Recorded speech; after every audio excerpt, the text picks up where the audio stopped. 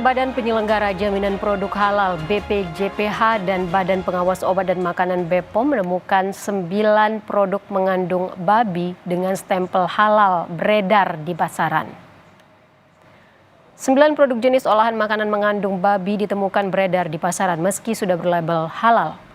BPJPH atau Badan Penyelenggara Jaminan Produk Halal akan menindak distributor agar 9 produk itu ditarik dari pasaran karena produk ini mudah ditemukan di minimarket.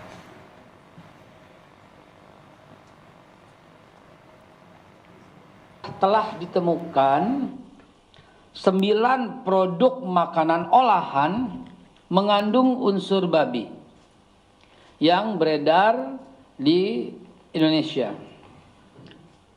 Dan pembuktian ini dilakukan melalui uji laboratorium, baik laboratorium BPOM maupun laboratorium kami, yaitu BPJPH.